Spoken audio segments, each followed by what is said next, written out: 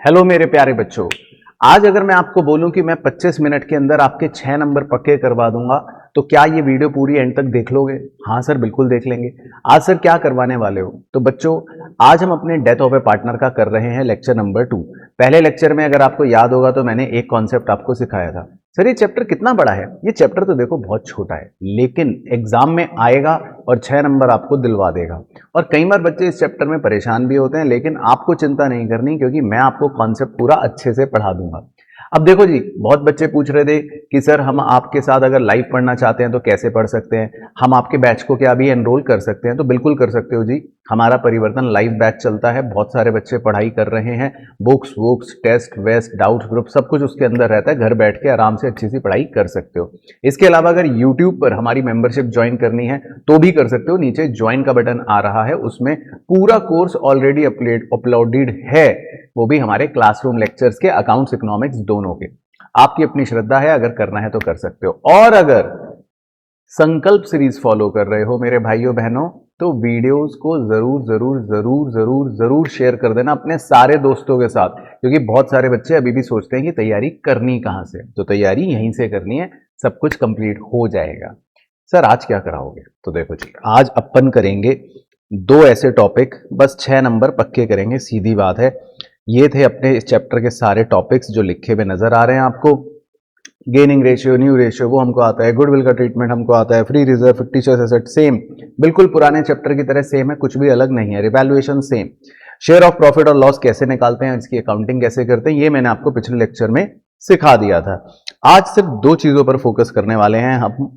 Disease partner capital account, ये वाला executor account, मतलब उसी का लिंक है। और सेक्शन 37, ये किस नई चिड़िया का नाम है, ये भी सीख जाएंगे, तो मतलब कॉन्सेप्ट पूरा कंप्लीट ही हो जाएगा।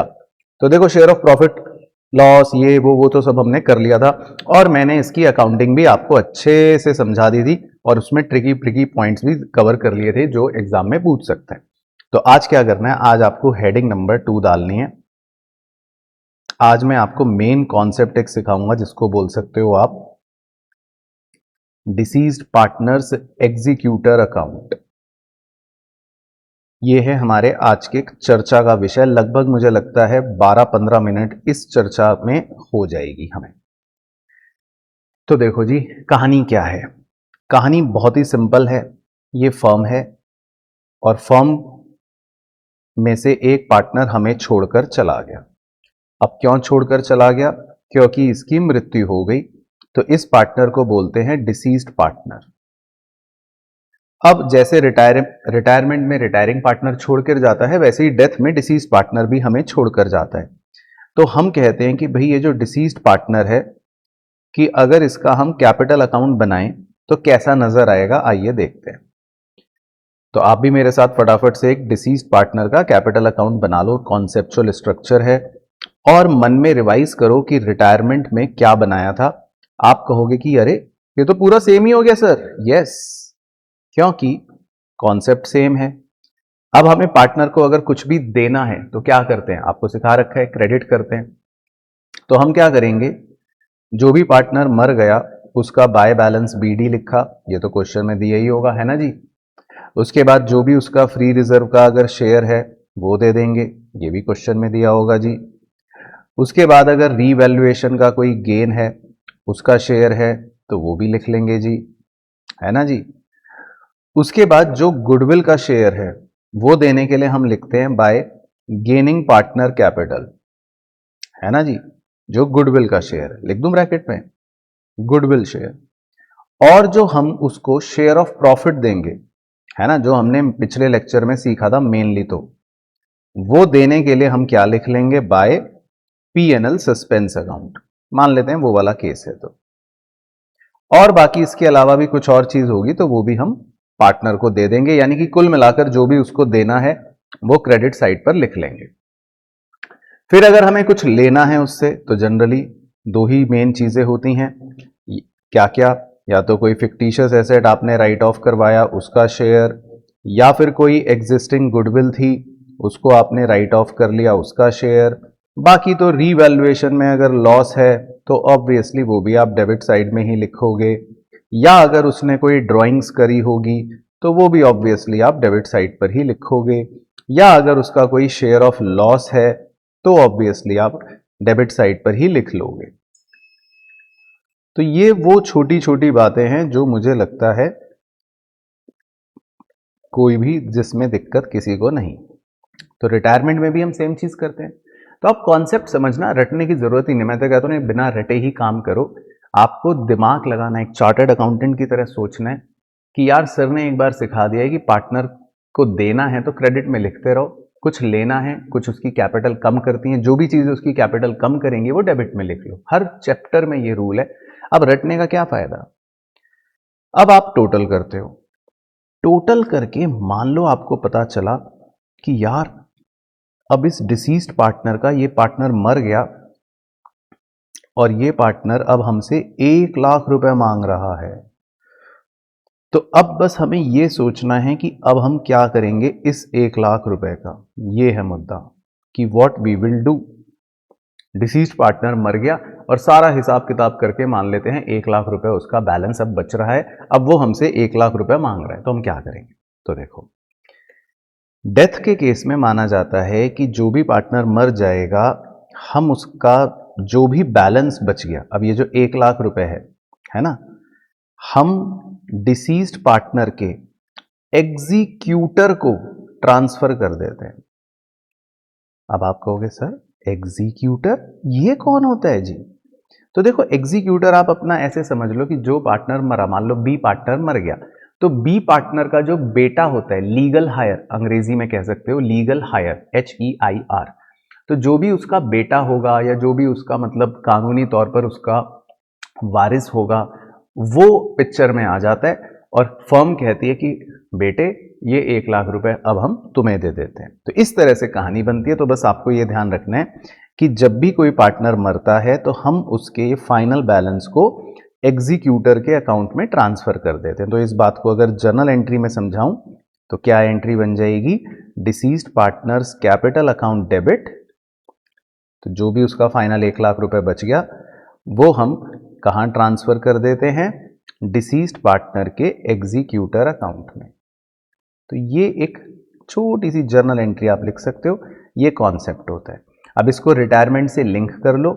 जैसे रिटायरमेंट में आप रिटायरिंग पार्टनर के लोन अकाउंट में ट्रांसफर करते थे, तो यहां पर बस लोन अकाउंट की जगह एग्जीक्यूटर अकाउंट में ट्रांसफर करते हैं। ये कॉन्सेप्ट होता है, सिंपल। अब एक छोटा सा डेमो समझा देता हूं, उसके लिए आप एग्जाम्पल लिख लेना। मान लेते हैं कि एक फाइनेंशियल ईयर लेता हूं, मान लो 1 अप्रैल 2026 से स्टार्ट हुआ। अब अचानक से फॉर एग्जाम्पल 30 जून को बी मर गया, बी डाइड, और बी के मरने पर वही 1 लाख रुपए इसका बैलेंस बचा, और हमने ये बैलेंस इसके एग्जीक्यूटर को, यानी बी का ये बेटा है, उसमें ट्रांसफर कर दिया। लेकिन अब आपके मन में ये प्रश्न भी आ सकता है और आना भी चाहिए कि सर हम बी के बेटे को ये 1 लाख रुपए देंगे क्या। तो बिल्कुल दे सकते हो, आप बी के बेटे को 1 लाख रुपए दे सकते हो और बात खत्म हो जाती है। लेकिन अब मैं आपको मेन चीज सिखाने वाला हूं कि क्वेश्चन कभी कभी क्या कहता है। क्वेश्चन कहता है कि ये जो पैसा है जो बी के बेटे को आपको देना है, ये आप अभी नहीं दे रहे, आप इसका पैसा 2 इक्वल इंस्टॉलमेंट्स में पे करोगे। ओ, तो ये सेम चीज अगर आपको याद हो, रिटायरमेंट में भी ऐसे ही होता था। हम रिटायरिंग पार्टनर को कहते थे कि भाई तेरे पैसे तो हम 2 किश्तों में या 3 किश्तों में, जो भी क्वेश्चन बोलेगा उतने किश्तों में देंगे।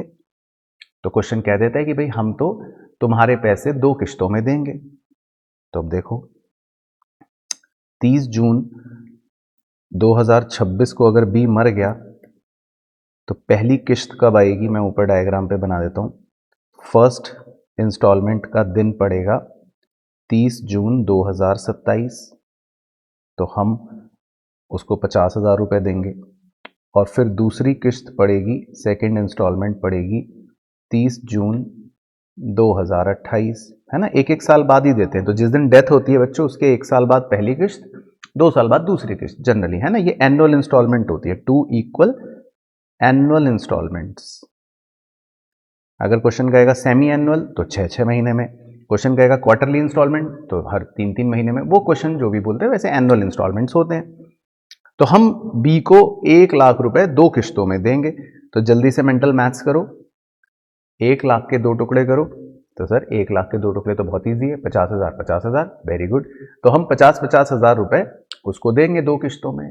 लेकिन लेकिन लेकिन लेकिन क्वेश्चन कह देगा, एक लाइन चिपका देगा और आधे बच्चे बेहोश हो जाएंगे। क्वेश्चन कह देगा कि भैया पैसे तो देंगे हम किश्तों में, लेकिन हमें फिर ब्याज भी देना पड़ेगा 10% पर एनम या 20% पर एनम या 5% पर एनम, जो भी क्वेश्चन बोले वो। तो याद है स्टोरी? तो आपको 10% इंटरेस्ट भी देना पड़ेगा। अच्छा, तो बताओ किस किस को याद आया? ऑनेस्टली सोचना, ऑनेस्टली बताना है, देखो झूठ नहीं बच्चों।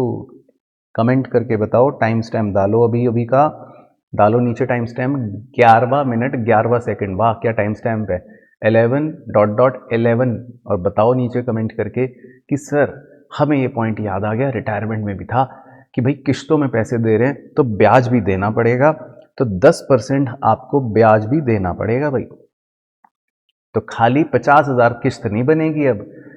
तो जब आप पहले साल का इंटरेस्ट निकालोगे, आओ इस पर भी डिस्कशन करते हैं। जब आप पहले साल का इंटरेस्ट निकालोगे तो पहले साल का इंटरेस्ट कितना निकलेगा? 1 लाख रुपए का 10% हो गया 10,000। यस, तो आपको 50,000 के साथ साथ 10,000 ब्याज के भी देने पड़ेंगे। आई होप याद आ गई होगी स्टोरी, है ना? और फिर जब दूसरी इंस्टॉलमेंट पर इंटरेस्ट निकालोगे तो ऑब्वियसली, क्योंकि आप एक इंस्टॉलमेंट पे कर चुके, तो अब सिर्फ 10% इंटरेस्ट रिमेनिंग 50,000 पर ही निकलेगा, यानी 5,000 रुपए। तो फिर आप सेकंड किश्त जब दोगे तो 50 प्लस 5 इंटरेस्ट मिलाकर 55,000 की दोगे। तो आई होप ये इंटरेस्ट वाला छोटा सा पोर्शन आपको याद आ गया होगा, ये हमने रिटायरमेंट में भी डिस्कस कर रखा है ना? तो ये हो गई कंप्लीट कहानी। लेकिन बस हमको क्या सीखना है, हमारा क्या कॉन्सेप्ट है कि ये एग्जीक्यूटर अकाउंट प्रिपेयर कैसे करेंगे। तो वैसे तो देखो रटने वाले बच्चों के लिए ना बड़ा आसान होता है, स्कूल की टीचर भी बोल देती हैं सीधा सीधा कि बेटा जैसे रिटायरमेंट में आपने रिटायरिंग पार्टनर का लोन अकाउंट बनाया था, बस ये वैसे ही बनाते हैं। तो मैं भी वही बोलूंगा वैसे तो कि ये वैसे ही बनाते हैं, क्योंकि वो भी लाइबिलिटी है, ये भी लाइबिलिटी है, उसमें भी ब्याज लगता था, इसमें भी ब्याज लगता है, उसमें भी किश्तें देते थे, इसमें भी किश्तें देते हैं। बस तो ये है कहानी मेन मोटा मोटी। तो ठीक है, चलो तो एग्जीक्यूटर अकाउंट बनवाता हूं अब, और उसमें एक बहुत ही बड़ा इंपॉर्टेंट पॉइंट बताऊंगा जो हम सबको सीखना बहुत जरूरी है। उसी के लिए मैं आज की क्लास आपको पढ़ा रहा हूं। अगर ये पॉइंट मुझे नहीं सिखाना होता तो मैं तो सीधा ही कह देता बच्चों ये तो आपको आता ही है। चलो, तो डिसीज्ड पार्टनर्स एग्जीक्यूटर अकाउंट का एक स्ट्रक्चर बनाते हैं और मैं आपको सिखाता हूं कि कैसे बनाना है इसका ढांचा। तो इसमें बच्चों डेट का कॉलम भी बनाते हैं, है ना? इसमें डेट का कॉलम भी बनाते हैं। ठीक है, तो देखो, और बहुत ही इजी है। सबसे पहले जिस दिन डेथ होती है ना, डेथ, जिस दिन डेथ हुई, मृत्यु, उस दिन से ही शुरू करते हैं। तो 30 जून 2026 की डेट डाल देंगे, और सबसे पहले जो हमारी लाइबिलिटी क्रिएट हुई है ना, या एग्जीक्यूटर अकाउंट में जो हमने पैसे ट्रांसफर करे, तो वो by deceased partners capital account यहां पर 1 लाख रुपए ट्रांसफर कर देंगे। तो 30 जून को ये वाली जो एंट्री थी, अगर आप देखो, deceased partner capital account debit to deceased partner executor account, तो इसकी पोस्टिंग एग्जीक्यूटर अकाउंट में कैसे हो जाएगी? By deceased partners capital account. तो इसका मतलब हमारी लाइबिलिटी क्रिएट हो गई 1 लाख रुपए। तो ध्यान रखना, it is a liability account, ये आपके लिए एक लाइबिलिटी अकाउंट ही है। तो हमें 1 लाख रुपए देने हैं बस। अब देखो क्या होगा, अब हम आगे बढ़ेंगे, धीरे धीरे आगे बढ़ेंगे, आगे बढ़ेंगे, और जुलाई का महीना, फिर अगस्त, सितंबर, अक्टूबर, नवंबर, दिसंबर, जनवरी, फरवरी, मार्च, 31 आते ही साल एंड हो जाएगा, ईयर की अकाउंटिंग एंड हो जाती है ना बच्चों 31 मार्च 2027 वाले दिन। तो 31 मार्च 2027 वाले दिन हमें अपनी अकाउंटिंग को बंद करना पड़ता है। तो 31 मार्च 2027 वाले दिन आपको अपनी अकाउंटिंग, क्योंकि बुक्स क्लोज करने होते हैं, खाते बंद करने होते हैं, तो आपको ये क्लोज करना पड़ेगा क्योंकि ईयर का एंड होता है भाई 31 मार्च 2027 को। तो सबसे पहले तो हम क्या करते हैं, हम वही इस लाइबिलिटी पर अब 10% ब्याज निकालते हैं कि भाई इंटरेस्ट निकाल के रिकॉर्ड कर लो कि कितना इंटरेस्ट लग गया हमारा। तो अब इसमें कई बच्चे गलती करते हैं, बताता हूं क्या। जो भोले और मासूम बच्चे हैं वो तो 1 लाख रुपए का 10% इंटरेस्ट निकाल लेते हैं और कहते हैं आंसर आ गया 10,000, ये yippee। लेकिन भोले मासूम बच्चों को यही नहीं पता होता कई बार गलती करते समय कि भाई आप 30 जून के बाद अगर समय सीमा को बड़ी बारीकी से ऑब्जर्व करें तो जुलाई, अगस्त, सितंबर, अक्टूबर, नवंबर, दिसंबर, जनवरी, फरवरी और मार्च, ये तो खाली 9 महीने ही हुए हैं जी। हाँ सर सही कह रहे हो। तो जब आप अपने 31 मार्च को खाते बंद कर रहे हो तो ब्याज भी सिर्फ 9 महीने का ही तो लगाएंगे। हाँ बात तो सही कह रहे हो सर आप भी। तो बात मैं सही नहीं कह रहा हूं, ये बात ही समझाने के लिए लेक्चर बस बता रहा हूं आपको, ये पढ़ा रहा हूं आपको कि मैक्सिमम बच्चे इसमें यही गलती करते हैं।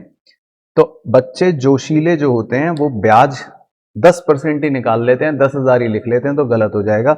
जबकि साल एंड हो गया 31 मार्च को, तो अभी तो खाली 9 ही महीने तो हुए। आप खुद काउंट कर लो भाई, 30 जून से 31 मार्च तक खुद काउंट कर लो कितने महीने हो गए, उतने महीने का इंटरेस्ट लग जाएगा बस। तो बस, तो आपको ना ईयर क्लोज करना पड़ता है, ये इट इज अ अकाउंटिंग मतलब कह लो प्रोसीजर। तो आपको अपना ईयर एंड करना पड़ता है और इस ईयर के एंड पर हम कहते हैं कि अब हमारी लाइबिलिटी जो है वो फिलहाल 1,07,500 है। तो ये साल एंड हो जाता है और फिर हमें वापस अगले साल की अकाउंटिंग स्टार्ट करनी होती है। तो ये बीच में ना थोड़ा सा एक ड्रामा आ गया, ये समझ लो। बेसिकली बीच में एक ऑब्स्टेकल्स ही आ गई, एक ड्रामा सा आ गया। लेकिन क्या करें बच्चों, अब अकाउंटिंग है तो अकाउंटिंग है, तो ये ड्रामे तो है ही है हमारे जीवन का पार्ट। तो हम 1 अप्रैल 2027 वापस से ऐसे लिख लेंगे, बाय बैलेंस बीडी, और अब सेकेंड फाइनेंशियल ईयर स्टार्ट कर लें। लेकिन हाँ, बीच में ड्रामा जरूरी होता है क्योंकि आपका साल एंड हो गया। अब देखो आगे अभी रुकना नहीं है। अब 1 अप्रैल, अब नया साल शुरू करेंगे। तो नया साल देखो आपके लिए ऑरेंज पेन से शुरू करता हूं। अब ऑरेंज पेन से यहां से 1 अप्रैल से नया साल शुरू हो जाएगा। ऑरेंज कलर पे फोकस करते रहना।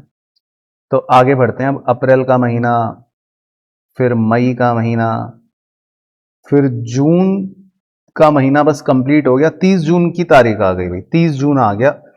अब 30 जून को आपको इसलिए रुकना पड़ेगा क्योंकि 30 जून को आपको फर्स्ट इंस्टॉलमेंट पे करनी है ना। तो फर्स्ट इंस्टॉलमेंट आपको पे करनी है 30 जून को, तो आपको थोड़ा सा पहले 30 जून पर रुकना पड़ेगा। तो अप्रैल से लेकर 30 जून तक पहले हम रुकते हैं बीच रास्ते में, और 30 जून को सबसे पहले हम लिखेंगे कि भाई अप्रैल, मई और जून 3 महीनों का ब्याज कितना। तो बाय इंटरेस्ट अब हम 3 महीने का ब्याज और निकाल के लिख लेंगे।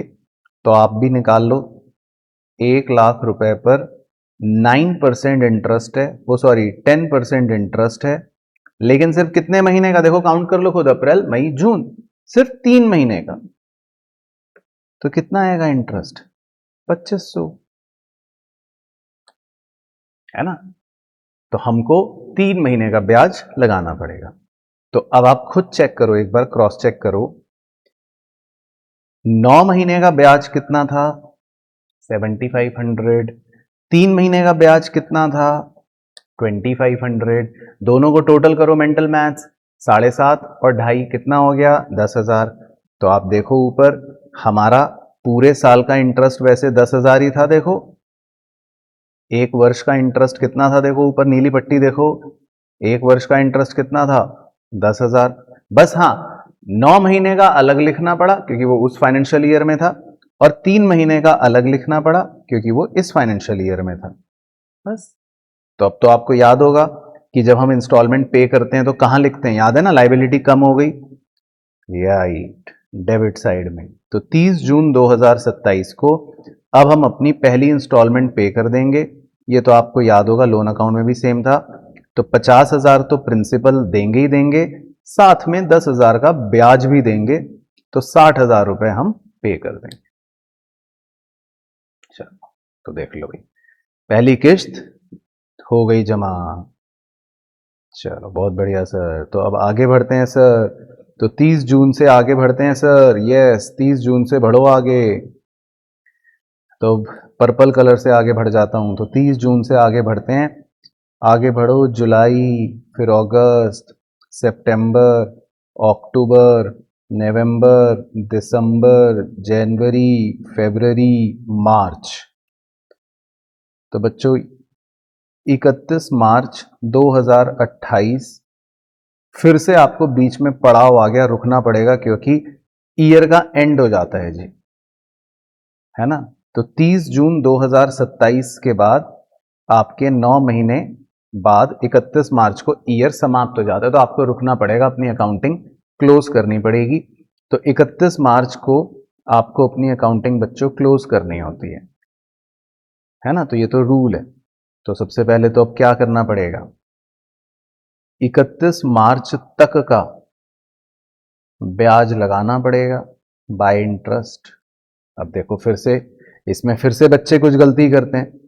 कुछ बच्चे तो क्या करते हैं, फिर 1 लाख पे ब्याज लगाना शुरू कर देंगे, तो भी गलत, क्योंकि 1 लाख पर अब ब्याज नहीं लगाना।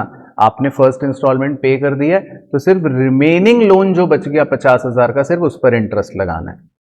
कितना इंटरेस्ट लगाना है, 10% इंटरेस्ट लगाना है। और कितने महीने का कर लो, 30 जून के बाद कितने महीने हो गए 31 मार्च तक, 9 महीने, तो आप सिर्फ 9 महीने का ही ब्याज लगाएंगे। ओके जी, तो कितना आ जाएगा, 3750। ठीक है, 3750 जा रहा है ना, चेक कर लें एक बार। 4 2, हाँ यही आ रहा है जी, 3750। बस, तो फिर अपना ईयर एंड हो गया। तो 31 मार्च 2028 क्या बैलेंस बचेगा, टू बैलेंस सीडी, वो निकाल के लिख लेंगे। तो पहले टोटल कर लो, टोटल कितना है, 1,13,750, 1,13,750, और बैलेंस बच गया कितना, 53,750। बस।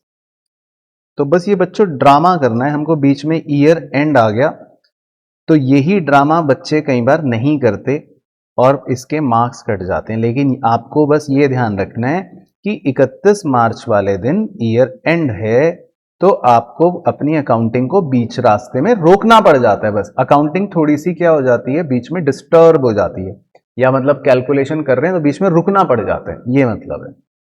लेकिन कोई नहीं, हमें क्या दिक्कत है, ये लो ड्रामा कर दिया, उधर सी डी लिख दिया, इधर बी डी लिख दिया। अब वापस से आगे बढ़ जाते हैं। देखो 1 अप्रैल के बाद क्या होगा, ऑरेंज कलर पे फोकस करना। अब तो बस अप्रैल, मई और 30 जून, बस अब तो दूसरी इंस्टॉलमेंट पे करने का 30 जून को दिन आ गया, तो बस अब तो 30 जून पे रुक जाते हैं। तो 30 जून को पहले तो अप्रैल, मई और जून 3 महीने का ब्याज लिख लेते हैं बाय इंटरेस्ट। तो 3 महीने का ब्याज अगेन देखो बच्चों, 50,000 रुपए प्रिंसिपल जो बच गया था लोन, इंटू 10% इंटू 3/12, तो कितना आएगा देखो, 1250, है ना। अब उसके बाद इंस्टॉलमेंट पे करने के लिए कहां लिखोगे, ये तो याद ही होगा। तो 30 जून 2028 इंस्टॉलमेंट पे करने के लिए डेबिट साइड में, क्योंकि लाइबिलिटी कम हो गई, तो टू बैंक अकाउंट, तो ये हमने सेकंड इंस्टॉलमेंट पे कर दी। तो 50,000 मूल, 5,000 का ब्याज था, याद है ना 5,000, तो 55,000 की पेमेंट कर दी बस। तो देखो पूरी पेमेंट कंप्लीट हो गई, बैलेंस निल बच गया। और आप क्रॉस चेक कर सकते हो, हमने पहले ब्याज 3750 निकाला था 9 महीने का, और फिर ब्याज 1250 निकाला था 3 महीने का। दोनों को जोड़ो, कितना हो गया ब्याज? 5000। तो हमने वैसे तो 5000 ही निकाल रखा है ना इंटरेस्ट। देखो ब्लू पट्टी, ब्लू कलर पे फोकस करो, तो हमारा दूसरी इंस्टॉलमेंट पर ब्याज 5000 ही था। बस वो तो बीच रास्ते में ईयर एंड आ गया। देखो ईयर एंड वाली लक्ष्मण रेखा बड़ी सी कर देता हूं तो आपको नजर आ जाएगी। देखो दिख रहा है, काले रंग की एक लाइन लगा रहा हूं बीच में, तो वो तो बीच में ईयर एंड आ रहे थे बच्चों, इसीलिए इंटरेस्ट जो थी फिगर वो टूट गई। वैसे तो इंटरेस्ट 10,000 5,000 ही है, बस इंटरेस्ट टूट गया। 9 महीने का अलग, 3 महीने का अलग, ऐसे ही 9 महीने का अलग, 3 महीने का अलग, क्योंकि बीच में ईयर एंड आ रहे थे। तो 31 मार्च जो होते हैं ये ईयर के एंड होते हैं, ईयर एंड, इसीलिए अकाउंटिंग थोड़ा सा बीच में क्या हो जाती है, बाधित हो जाती है। ठीक है, तो आई होप लेकिन आपको क्लियर हो गया होगा। तो इसके अब जितने मर्जी इलस्ट्रेशन करके देखना, आपको खुद समझ आ जाएगा। लेकिन ये अल्टीमेट वो कॉन्सेप्ट था जिसके आपके 6 नंबर भी पक्के हो जाएंगे अगर एग्जाम में आया तो। सबसे बड़ा कॉन्सेप्ट था ये, मैंने देखो इसमें इंपॉर्टेंट भी लिखवा रखा है। अच्छा, अब एक बहुत ही छोटा सा कॉन्सेप्ट बचा है, वो और सिखा देता हूं, सेक्शन 37 का। तो पूरे चैप्टर के कॉन्सेप्ट्स फिनिश ही हो जाएंगे। और आज का जो प्रॉमिस था कि भाई 6 नंबर तो पक्के करवा के ही भेजूंगा आपको आज, तो आज के लेक्चर के 6 नंबर पक्के ही कर लेते हैं। लास्ट एक कॉन्सेप्ट होता है इसमें, इसको बोलते हैं सेक्शन 37। तो ये इंडियन पार्टनरशिप एक्ट का एक सेक्शन है ना, क्योंकि हम पार्टनरशिप पढ़ रहे हैं। तो वैसे तो ये आउटगोइंग जो पार्टनर्स होता है उनकी सुरक्षा के लिए बनाया गया है। सर उनकी सुरक्षा? हाँ, उनकी सुरक्षा। आउटगोइंग पार्टनर मतलब जनरली चाहे रिटायरिंग पार्टनर हो, है ना, या डिसीज्ड पार्टनर हो, मतलब जो भी हमें छोड़कर जा रहा है उनके लिए बनाया गया, हालांकि दिया डेथ में। अब इसमें मैं आपको कहानी समझाता हूं कि क्यों बनाया गया, क्या लॉजिक है, कैसे होता था पहले, वो सब चीज। तो देखो कहानी ये है कि मान लो मैं एक एग्जांपल लेता हूं छोटा सा, आप भी एग्जांपल लिख लेना, है ना। ये एक एग्जांपल है, मान लेते हैं एबीसी है, 3 पार्टनर्स थे, ठीक है, और इनका रेशियो था 4:3:2। अब कुछ समय के बाद मान लेते हैं सी मर गया, ठीक है। कब मर गया? ऑन 1 जुलाई। अब जब सी मरेगा तो ऑब्वियसली मान लेते हैं सी के मरने पर ए जो है उसका कैपिटल का बैलेंस है, फॉर एग्जांपल लेट से 75,000। बी उसका भी मान लेते हैं कैपिटल का बैलेंस है 65,000। और सी तो क्योंकि मरी गया तो हम सी का भी मतलब डिसीज पार्टनर का भी वो निकालेंगे ना, कैपिटल का बैलेंस जो हमें उसको देना है। लिख देता हूं, तो हमें सी को मान लेते हैं कितने रुपए देना है, लेट से 45,000। तो देखो मान लो यहां तक एक नॉर्मल क्वेश्चन की कहानी है डेथ वाली। तो 3 पार्टनर्स हैं, उनका प्रॉफिट शेयरिंग रेशियो है, सी 1 जुलाई को मर गया, ए का बैलेंस है कैपिटल में 75, बी का है 65, सी का वो मान लो बच गया है 45। तो हमें सी को 45,000 देना है। अब ध्यान से सुनना, होगा क्या, 1 जुलाई को सी मर गया, तो जैसे ही सी की मृत्यु होगी सी का बेटा आएगा आपके पास, कहेगा अंकल अंकल लाओ मेरे पापा के 45,000 रुपए मुझे दे दो, है ना। सी का बेटा क्या कहेगा, लाओ अंकल मेरे पापा के 45,000 दे दो, बैलेंस बच गया 1 जुलाई को, मुझे पता है। लेकिन अब आप देखो आप कितने धूर्त हो, आपका मतलब है ए और बी पार्टनर्स कितने बड़े मतलब धोखेबाज हैं। वो उसको भगा रहे हैं, कह रहे बेटे कल आना, आज पैसे नहीं है। सी का बेटा फिर धूप में पहुंचा, बेटा अभी पैसे नहीं, अगले महीने आना। बेटा फिर वो आया, बेटा आज तो ऑफिस बंद है, अभी पैसे नहीं है। तो बेचारा सी इस दुनिया में नहीं रहा और ए और बी सी के बेटे के साथ नाइंसाफी कर रहे हैं। या सेम केस रिटायरिंग पार्टनर के साथ भी ऐसा हो सकता है। तो करते करते करते करते इन्होंने इसको लटका लुटकू के मान लेते हैं 6 महीने तक डिले कर दी। तो सी का बेटा देखो मानसिक तौर पे भी प्रताड़ित होगा, है ना, परेशान भी होगा। तो इसीलिए कानून में एक सेक्शन बनाया गया, सेक्शन 37। इसलिए रोल आया। और कानून ने पावर्स दी हैं, अब सुनना ध्यान से, कानून ने क्या पावर्स दी हैं? कानून ने ये पावर्स दी हैं कि सी के बेटे के पास अब दो ऑप्शंस हैं। अगर तुमने ऐसे डिले करा उसकी पेमेंट में, तो सी के बेटे के पास दो ऑप्शंस हैं, ऑप्शन 1 या ऑप्शन 2 में से वो कोई भी एक ऑप्शन ऑप्ट कर सकता है। ऑप्शन 1 तो ये है कि भाई जो भी ये ग्रीन वाले टाइम पीरियड में आपने प्रॉफिट कमाए, है ना, जो भी ये ग्रीन कलर के टाइम पीरियड में आपने प्रॉफिट कमाए, वो उस प्रॉफिट में से हिस्सा ले सकता है। ओह क्या बात है। और अगर उसका मन करा तो वो जितना आपने 6 महीने डिले करा है उस पर 6% पर एनम वो ब्याज भी ले सकता है। उसकी मर्जी है भाई, कुछ भी ले सकता है। हाँ, दोनों नहीं ले सकता, ऐसा नहीं कि सी का बेटा ही चालू बन जाए कि मुझे ये भी दो वो भी दो, वो नहीं। कानून ने कहा एक दोनों में से कोई एक चीज मिलेगी।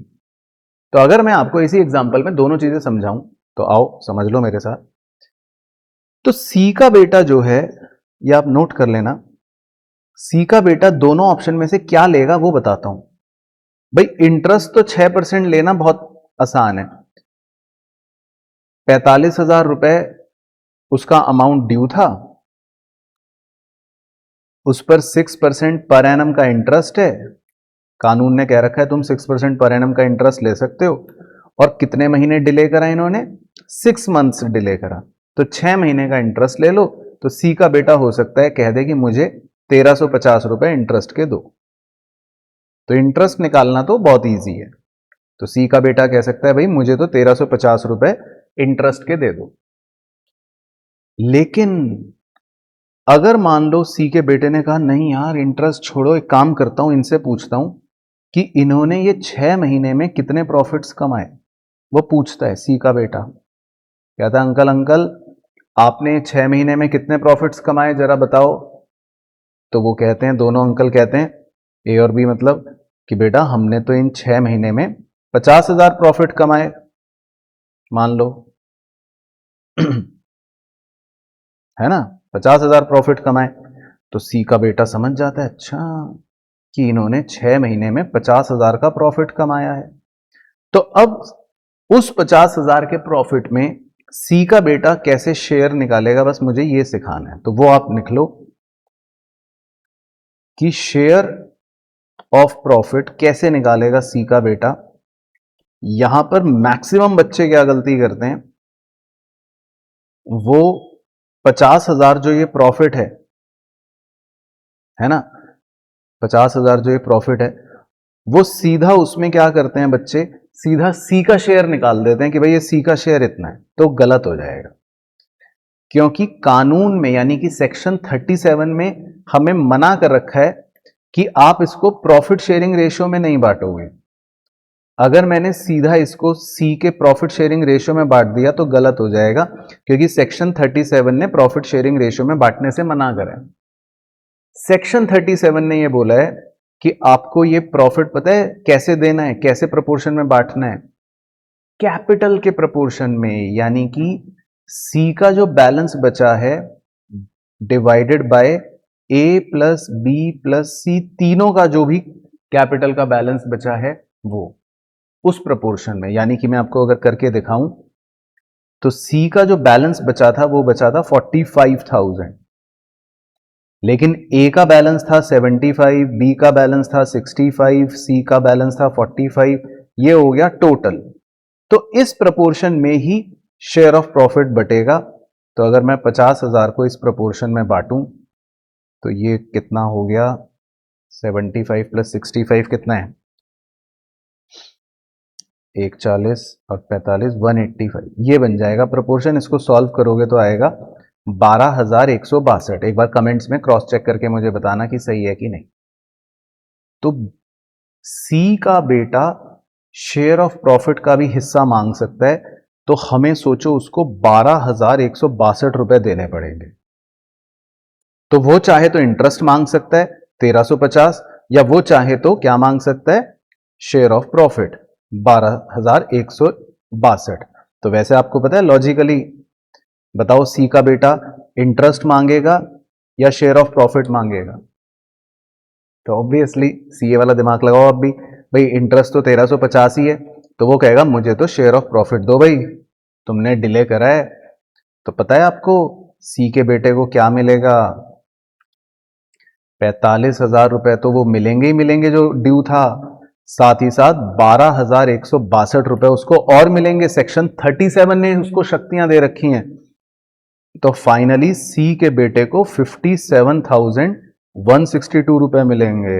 अरे वाह सर, तो देखा, इसलिए डिले नहीं करना कभी भी। तो अगर कोई पार्टनर छोड़ के जा रहा है तो उसका पैसा तुरंत दे दो। अगर आप पेमेंट में डिले करोगे तो सेक्शन 37 में शक्तियां हैं कि वो या तो कह देगा कि इंटरेस्ट ले लो, या कह देगा 6 महीने का, या मतलब जो भी पीरियड ऑफ डिले है उस डिले वाले पीरियड के प्रॉफिट का शेयर ले लो। लेकिन बस इसमें ट्रिकी बात क्या याद रखनी है जो बच्चे गलती करते हैं, कि जब आप शेयर ऑफ प्रॉफिट निकालोगे तो प्रॉफिट शेयरिंग रेशियो में नहीं बांटते हम, एक प्रकार से कैपिटल के प्रपोर्शन में बांटते हैं। तो सी की कैपिटल जितनी भी होगी उसको डिवाइड करेंगे हम टोटल कैपिटल से, तो आ जाएगा। ठीक है ना, तो ये थी असली कहानी।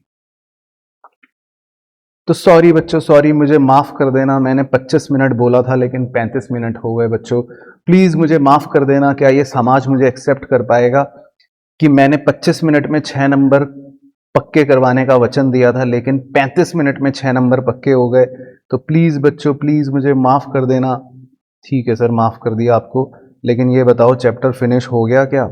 हाँ, चैप्टर फिनिश हो गया। तो अब आप पूरे मजे से कुछ भी सॉल्व करके खुद ट्राई कर सकते हो, नहीं तो अपना तो मेगा सेशन आएगा ही जिसमें ऐसे ऐसे क्वेश्चन कराऊंगा आपको इन डेप्थ, सारे के सारे क्लासरूम लेक्चर रहेगा, आपको पता ही है कि पूरे अच्छे से डेथ के मोस्ट इंपॉर्टेंट क्वेश्चन सारे कवर हो जाएंगे, ऑल कॉन्सेप्ट्स के, है ना। लेकिन तब तक मेक श्योर सारे कॉन्सेप्ट्स अच्छे से लिख कर और सारे कॉन्सेप्ट अच्छे से रिवाइज कर लेना। ठीक है, चलो bye bye, tata, take care. अगली क्लास में मिलूंगा, तब तक ध्यान रखना है, मस्त रहना है, स्वस्थ रहना है, और वीडियो क्या करना है, शेयर करना है। चलो बाय बाय।